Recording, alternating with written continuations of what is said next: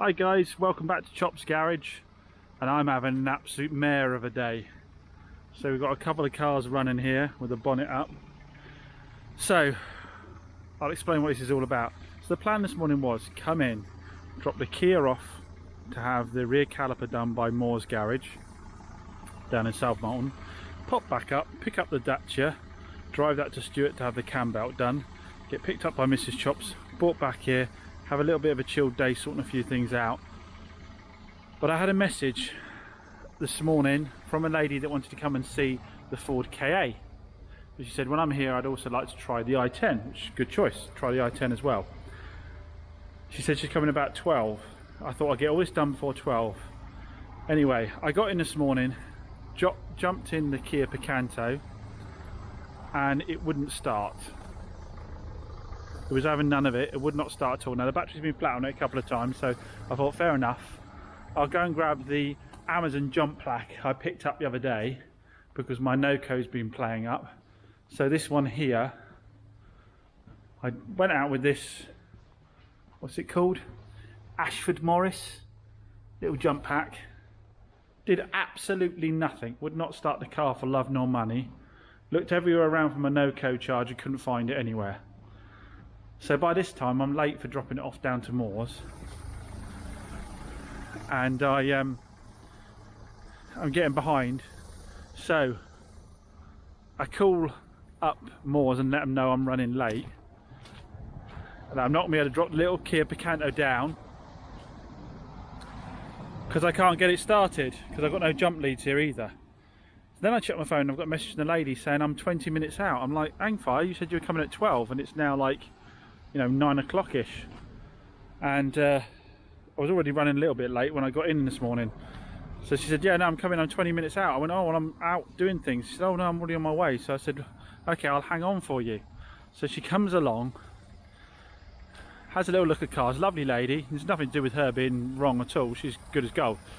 So she comes along and looks at the Ka, has a chat with me about the Hyundai, asked me which I think is the more reliable of the two cars, and said, look, to be honest, I've had Kas and Fiat 500s I've backed for various things, but I've never had one of the Hyundai i10s back for anything other than one drop link. I just don't have problems with them at all. So she said, right, okay, can we take the Hyundai i10 out for a test drive? So I said, yeah, no problem at all. So we hopped in the i10, went out for a little test drive, and I left them to have a little chat afterwards, and she was looking over the Kia Picanto. She hadn't said she wanted to test drive that at all. So she had a look over the Kia Picanto and decided that she would like to drive that. By which time I had actually found my Noco jump pack. If you don't know what I'm talking about with that, these are all over YouTube. People all over YouTube are using these. I bought it on a recommendation on a YouTube channel, and I have to say it is outstanding. These Noco Boost XLs, absolutely outstanding. So with 2 bars on it, it still started the Kia where that Pezzy one over there wouldn't do it at all. So I thought, well, that's fair enough, it's up and running now, so we'll take it for a test drive, no problem at all. So obviously time's creeping on now though, and I'm overdue dropping the car down to Stuart, the Dacia, and Mrs. Chops is waiting on me for pickup. So we hop in the little Kia and she pulls forward. I jump it again, explain the battery's low for her to start. She pulls forward and it stalls it and it goes again. So then we have to put the jump pack on it again. At which point we realise it's got absolutely no fuel in it. I forgot from the last test drive, the customer left no fuel in the car whatsoever. So I said, no worries, I'll go and pick up some fuel. So then I hop back in the i10, nip down, pick up a can of fuel, come back up, put it in the car, start it up again with the jump pack. It's not running right. It won't accelerate, it won't go forwards, and the battery light's flashing. So at this point I'm going, we've got something more serious than fuel or a flat battery. So I swapped the battery over with the one from the Hyundai i10 into this one. They patiently wait, they're happy for me to, they asked for me to do it rather than go off and come back again. They wanted me to do it. At that point I'm thinking, I really need to tell you, sorry, I've got other things on, you'll have to come back and view it another time. But they've been so patient. I crack on, swap the battery over, it starts straight away again, but I get my old voltmeter out, check it, and you can just see the volts are dropping steadily all the time. So the alternator's got to be kaput. But the customer says, well, can I still drive? I said, well, you can, but only a very, very short distance, because the battery will run flat on you. So she then took it out, went for a run out and back again, and said she really enjoyed the car, but she needs it by Wednesday. Now obviously I'm booked in for the caliper to be done, and now I need an alternator as well. The other thing is I just dropped the price of the car to 3,995 from 4,195 I think I had it up for. So I'm losing 200 quid, and now I've got to put an alternator on that's worth 200 quid, and I've still got to do the caliper. So what? And I've still not got the Dacia down to Stuart yet. The Hyundai i10 has now got the battery in it from the Kia Picanto. I've got that running, so it's got enough charge in it when I park it up that I don't have to worry about that jumping again. And I'm now going to get this down to Stuart. I can turn this off now, it's been running for a bit and warmed up a bit. So yeah, I'm just all over the place this morning. Anyway, she put a deposit down on the Kia Picanto. She's bought it at the 3,995. Yeah, 3,995, isn't it, on that one? I think it is. Yeah, 3,995. She's bought it, but the profit on that now is probably, it looked like it was going to be around £800 or £900. It's probably now only going to be about £500. I'm going to have to do that brake caliper myself, probably with Scotty's help, to avoid the labour cost of the garage, because I can't afford that on top. And I've got to try and source an alternator now quickly, but at a decent price. And as you know, when it comes to parts, you very rarely get all in one go. You don't get quickly the right fit and low price. You get slow, right, and good price, or you get fast, expensive, and right. You very get them really all together. Anyway, and obviously all this on my own. I'm having to lock up, put shutters down, unlock, put shutters up. But if they had the patience for all of that and wanted to still see cars, fair enough. And they did it on the recommendations they'd seen on my Facebook page. All the reviews was the reason they wanted to come and get a car from me, so I had to give them the time to do that. But that's been a hell of a fun morning. So let's get this down to Stuart. Maybe we'll do a bit of recording, see what's going on down at Stuart's. So we're in a Dacia heading out to a stew pot. I really do like the way these 1.5 diesels go in these Dacias. They've just got really nice lump of torque in them, makes it really comfy to cruise about. The gear change is still notchy on this. I'm pretty sure it is the actual underneath the gear lever in the bushings there. I might have a look at getting an older one and changing it out, but I can't quite decide at the moment because I just plan more and more money into the car at the moment. And it's not something that's actually causing any problems with the driving of the vehicle. So we'll have to see, won't we? Well, you guys said it, the Vauxhall's been back. The Vauxhall Zafira. Intermittently going into limp mode.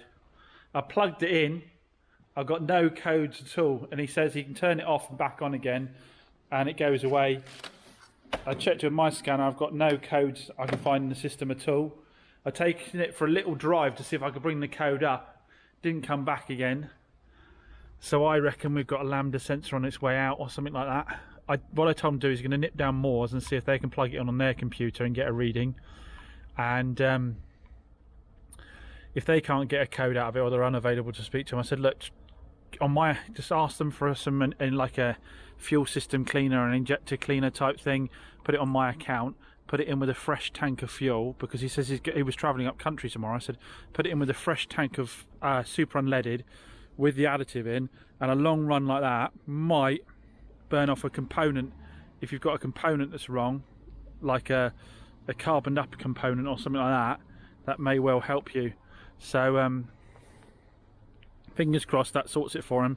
I hope it's not like that Corsa I had, where it's a wiring fault that we never managed to trace, because that would be an economical write-off for that car.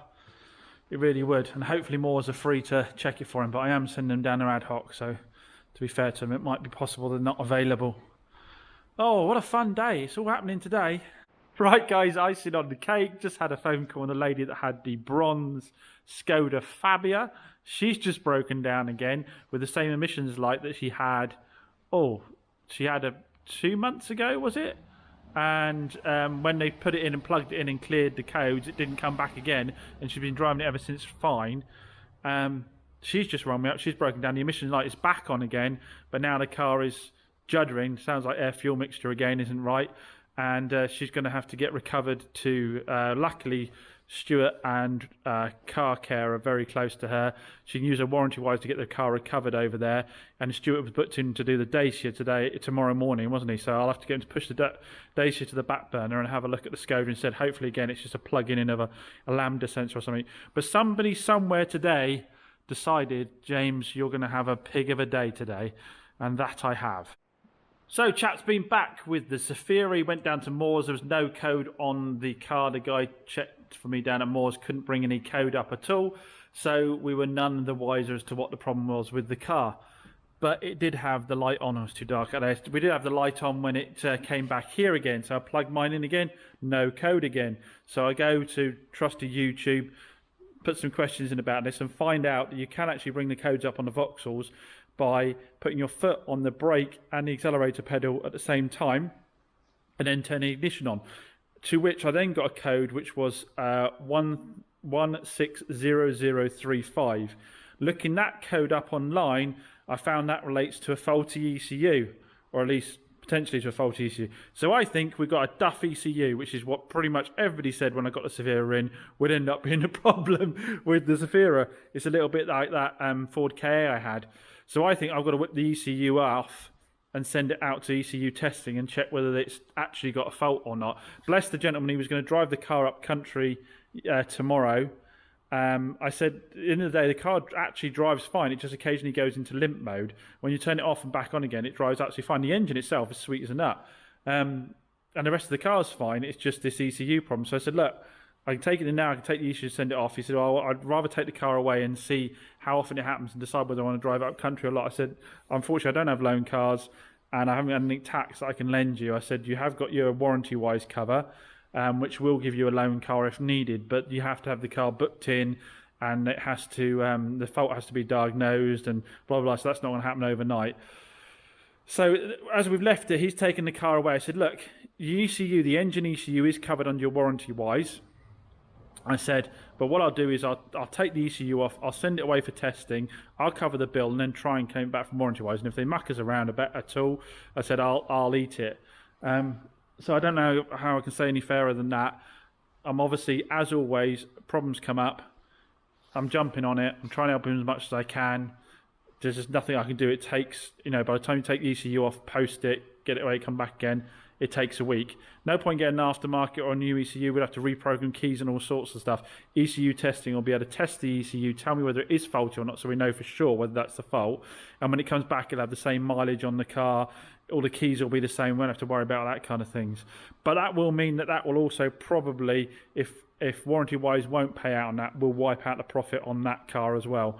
So very little, or at least leave very little profit in it at all. Fun, fun, fun. This is just another one to stick it up to those people that go on in the comments and say, you make too much profit out of your cars, you car dealers. You are always just looking at the price someone bought a car for and the price someone sold a car for. You're never looking at any of the inside outs of it. Even after you've paid the VAT, after you've paid your premises, you've paid for the reconditioning, you've paid for the third-party warranty, even after all of those things are done and you're left with your profit, it's still not a profit because for 6 months you can get stuff like this coming up and you are responsible for it. So the money's not in your pocket until 6 months later. So all of you that go in the comments and say that making sort of, £700-800 out of a car is too much, you're talking utter rubbish. Come and do the job for a period of time and then come back and tell me whether you think car dealers make a fortune and rip people off or not. Anyway, guys, enough of negativity. We'll have a positive video next video, hopefully. Fingers crossed. Maybe. But again, what interesting would it be if it all went smoothly, guys? Got some people coming in to look at the Mazda tomorrow. So hopefully we can get another sale in, and then we'll have, if we include the Fiat, would have had a fairly good start to the month. But anyway, thanks for watching as always. Catch you later, guys.